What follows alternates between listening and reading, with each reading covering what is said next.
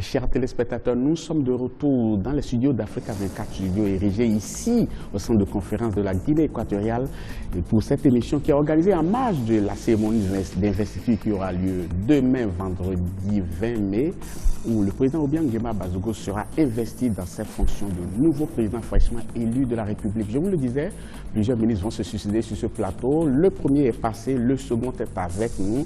Nous sommes toujours avec nos invités, nos collègues, Samuel Obiang et puis Santiago Ngoa. Monsieur le ministre, soyez les bienvenus dans cette édition. Merci beaucoup. Alors, comment se fait-il que la Guinée équatoriale, qui a une façade maritime qui fait pratiquement 3 fois le pays même, se retrouve à importer les ressources halieutiques? Oui, je vais d'abord vous corriger, ce n'est pas 3 fois. Et la Guinée équatoriale, bien entendu, c'est un petit pays avec 28 000 km² de surface terrestre, mais elle a 314 000 km² de surface maritime, ce qui fait 11 fois la surface terrestre.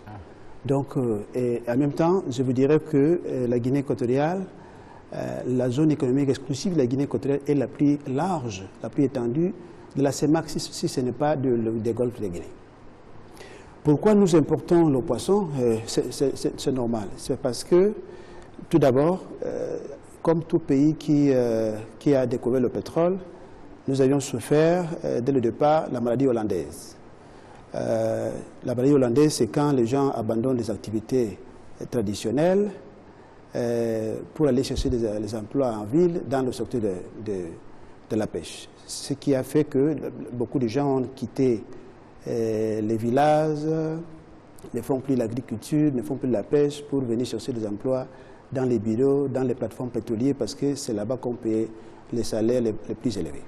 Ça, c'est une première raison. La deuxième raison, c'est que, comme vous savez, la Guinée équatoriale avait décidé, avait adopté un plan, le plan national de développement à l'horizon 2020 pour l'émergence de la Guinée équatoriale, qui avait 2 phases. J'ai entendu le ministre des Finances vous expliquer un peu. Ce plan prévoyait d'abord la construction des infrastructures. Parce que, comme vous savez, vous ne pouvez pas développer le secteur de la pêche, vous ne pouvez pas pêcher si vous n'avez pas les routes pour amener le poisson de Bata à Mongomo, si vous n'avez pas les routes de Bata à Vinayon et Bibiyin, et si vous n'avez pas l'électricité pour mieux bien conserver le poisson, si vous n'avez pas l'eau potable pour traiter le poisson, parce que si l'eau n'est pas potable et peut contaminer le poisson, ça peut causer des maladies. Donc le gouvernement voulait d'abord, en suivant son plan, d'abord déconstruire les infrastructures.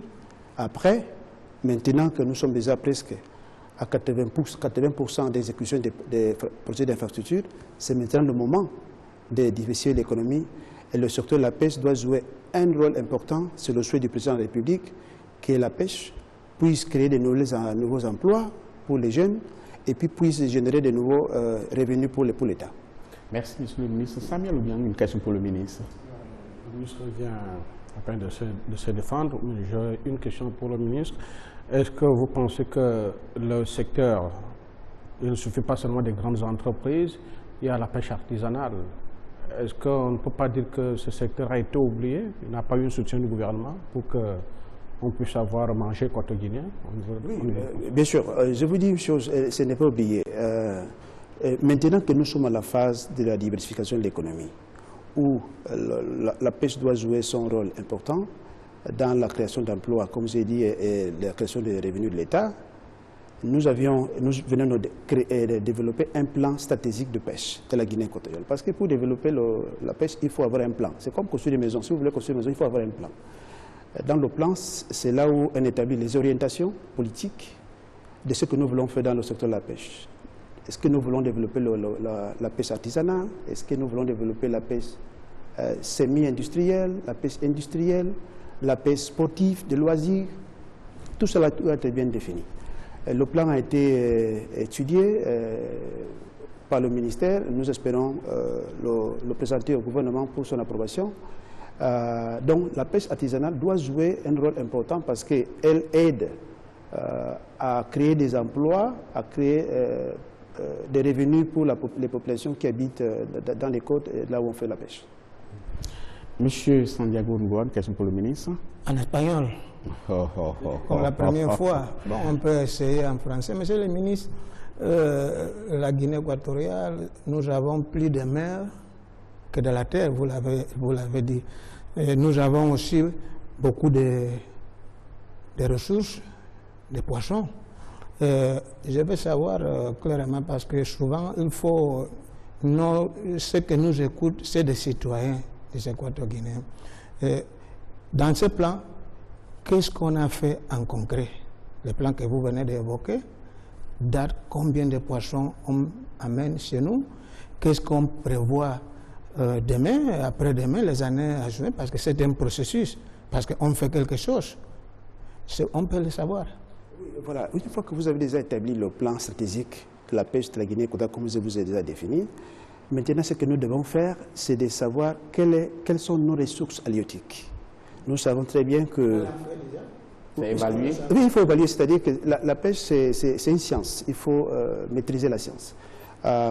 Si vous avez un plan, vous avez de l'eau, mais vous ne savez pas ce qui est dans l'eau. Donc il faut faire une évaluation des ressources halieutiques pour savoir les stocks de poissons que vous avez. C'est à cette phase que vous êtes maintenant? Oui, c'est la phase que nous sommes. Nous avons des contrats avec la FAO qui doit nous faire une campagne océanographique pour savoir, pour faire une cartographie marine, pour savoir où se trouvent les poissons. Parce que c'est avec cette information, des espèces, parce que c'est avec cette information que nous présentons aux investisseurs. Parce que pour qu'un investisseur de l'Amérique du Sud ou bien de la Corée du Sud vienne ici, il faut qu'on le présente ce que nous avons. Si vous n'avez pas cette information, ce n'est pas facile d'attirer non seulement les investisseurs locaux, même les investisseurs étrangers.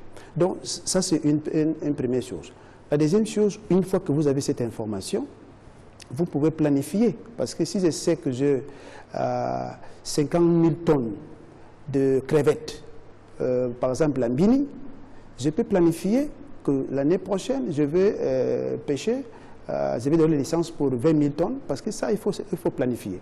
Mais si vous ne connaissez pas cette information et vous commencez à livrer les licences de pêche sans savoir ce que les chalutiers sont en train de pêcher, ça risque de vous vider les stocks de poissons que vous avez. Donc il faut planifier. C'est ça que nous sommes en train de faire. Cet effort, travail de planification, c'est ce que nous sommes en train de faire. Et puis, une fois que vous avez ça, il faut avoir les infrastructures de pêche, les ports. Bien sûr, nous avons construit les infrastructures économiques de base, mais nous n'avons pas les infrastructures spécifiques pour la pêche. Par exemple, nous n'avons pas de chambres froides pour conserver le poisson. Nous n'avons pas les bateaux de pêche pour pouvoir aller chercher le poisson et l'amener à terre et distribuer à la population. C'est ça que nous sommes en train de faire en ce moment. J'ai entendu le ministre des Finances vous parler d'un projet. Nous avons un méga projet actuellement qui va résoudre les problèmes de la pêche d'ici 2 ou 3 ans. C'est-à-dire nous, on va construire un port à Riaba, ici à l'île de Bioko, avec un autre port à Bolondo, avec les chambres froides dans chaque chef-lieu de province, ici à Malabo, à Luba, à Nobon, pour ce qui concerne la Bioko. Et puis, pour la région continentale, nous aurons des chambres froides à Bata, à Vinayon et Bibiyine à Mongomo. Ça permettra qu'une fois que nous amenons le poisson à Bini, on peut maintenant le distribuer avec la logistique nécessaire qu'il faut pour que le poisson arrive à toute la population.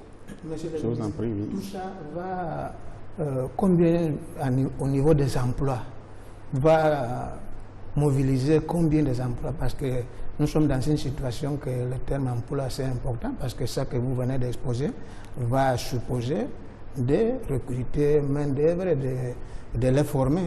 À peu près combien de main-d'œuvre? Je peux vous dire que chaque emploi qui est créé dans le secteur de la pêche va créer 4 ou 5 emplois dans les autres secteurs.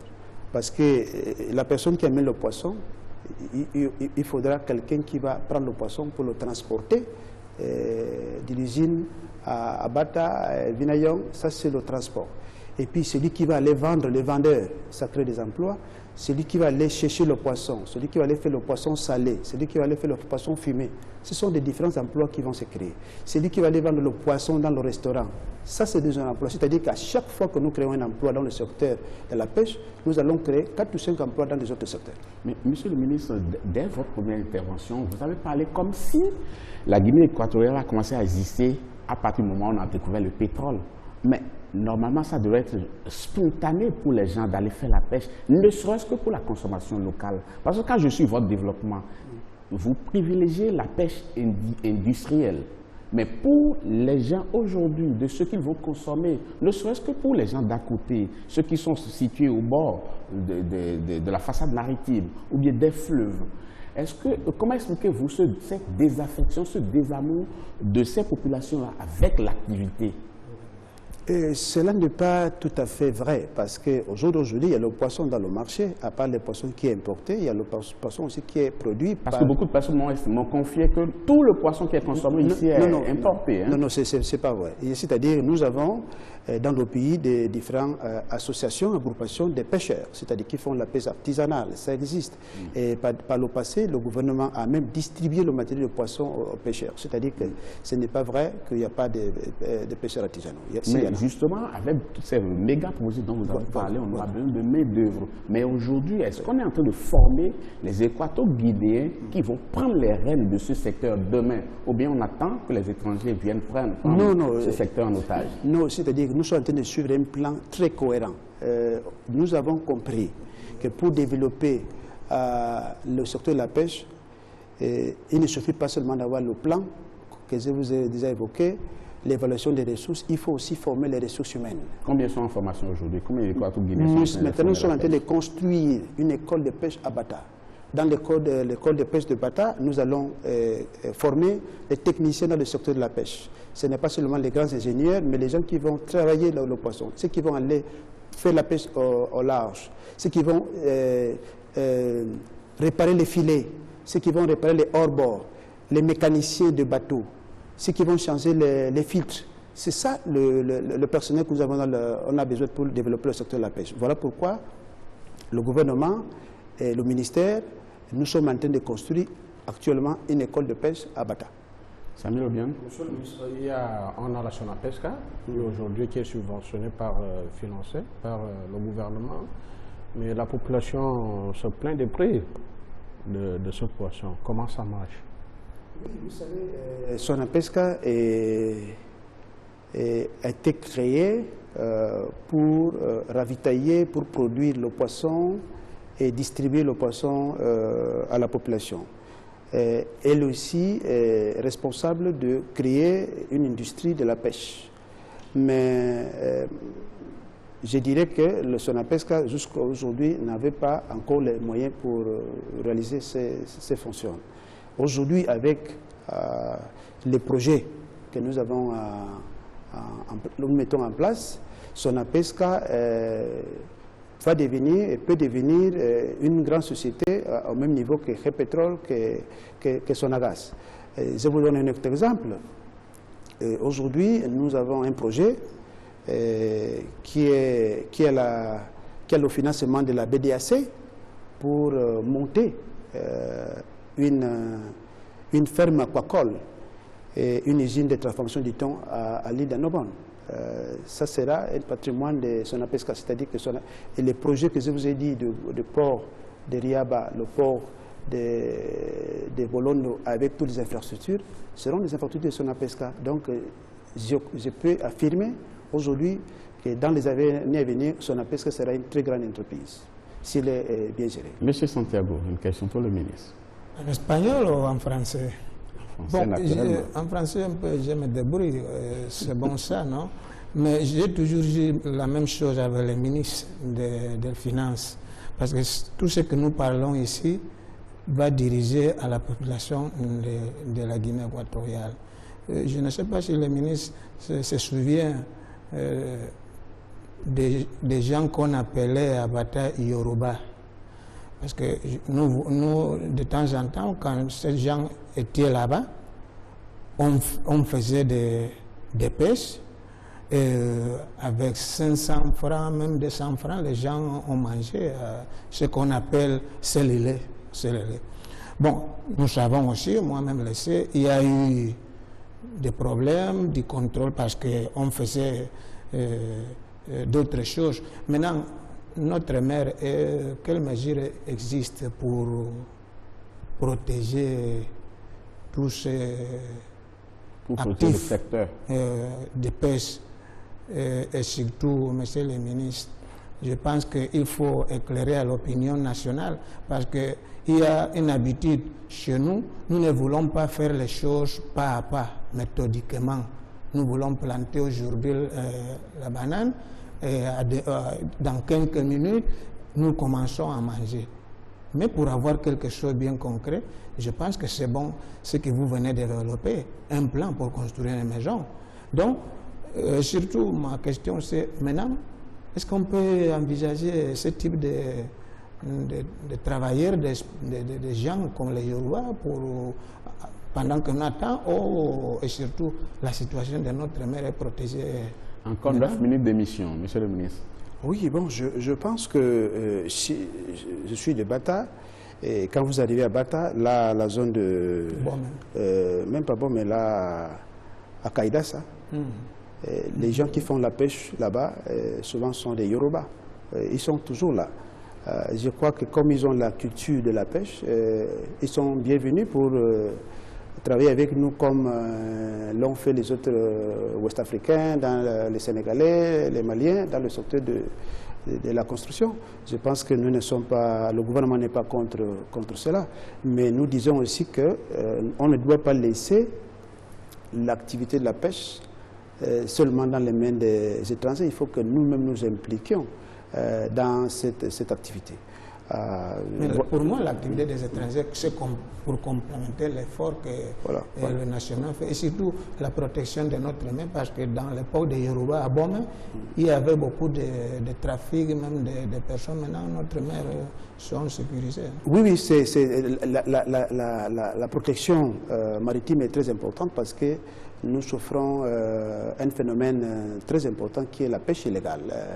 Il y a des navires des pays voisins qui viennent faire la pêche dans nos pays. Et comme nous avons, comme je l'ai dit, une surface maritime très grande, c'est très difficile souvent de contrer tous les extrêmes, toutes les extrémités de notre surface maritime. Donc le gouvernement est conscient de cela.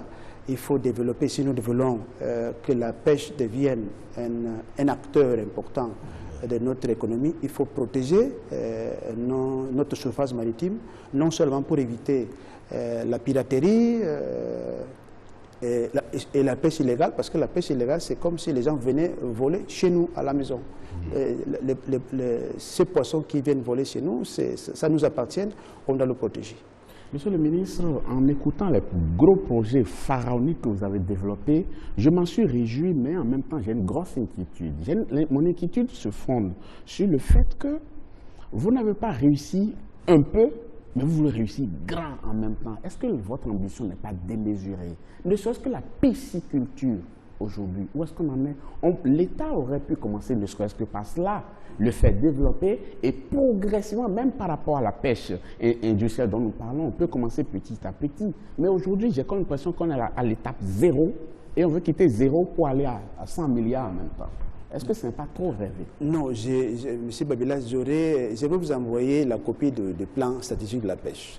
Et dans ce plan, nous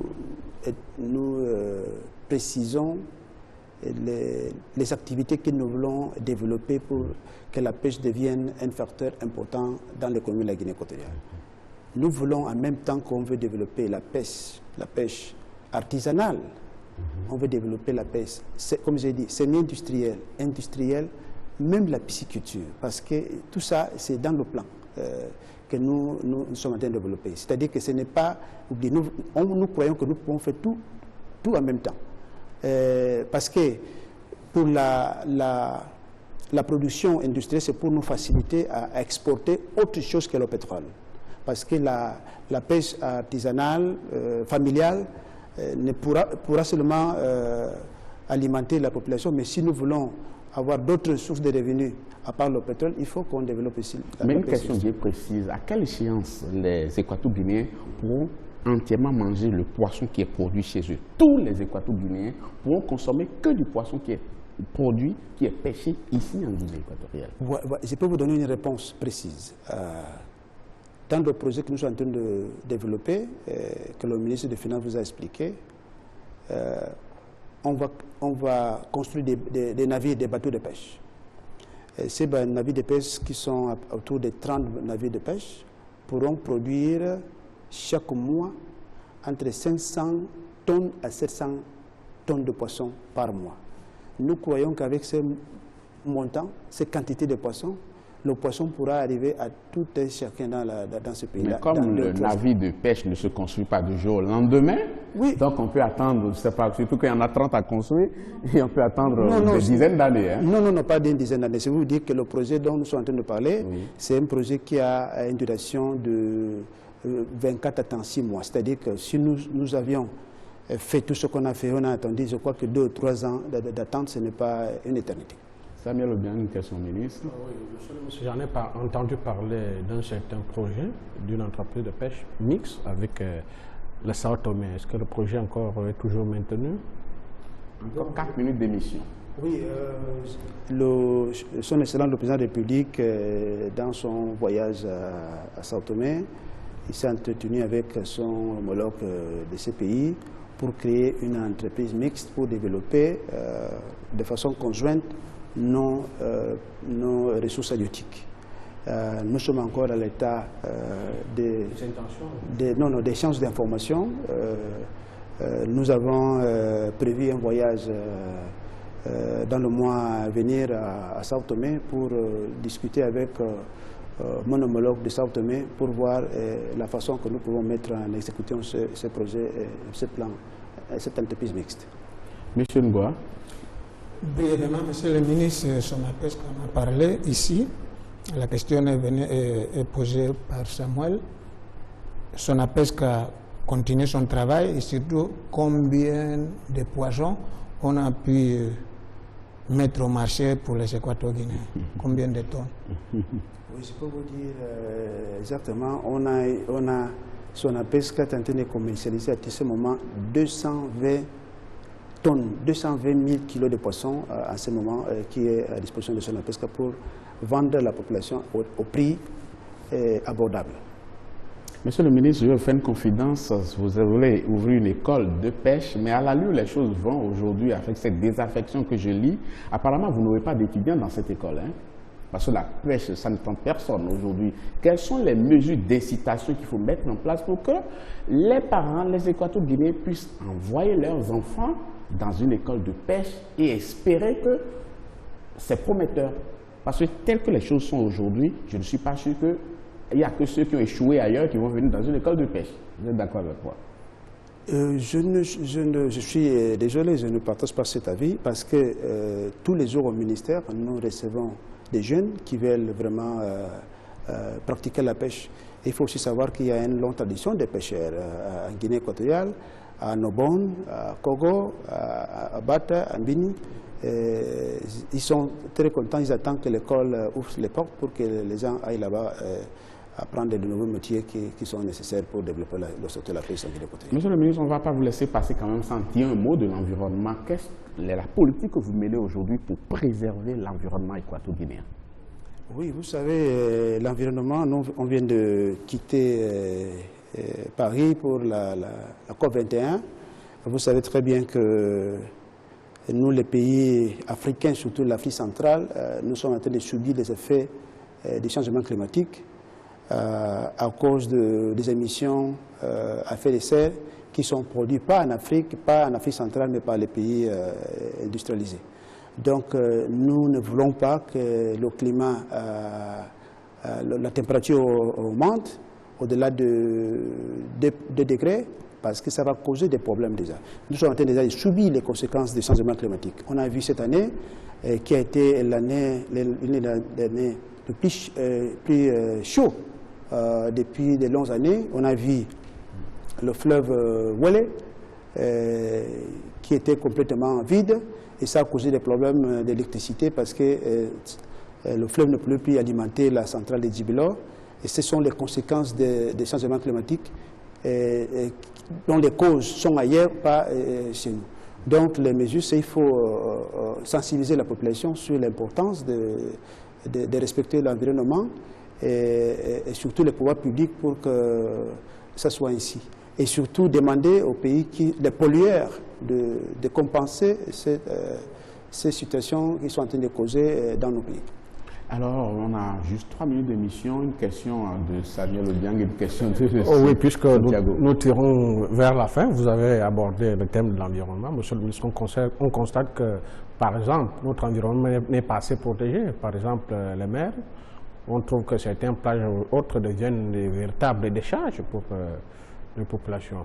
Est-ce que vous n'avez pas pensé à faire quelque chose?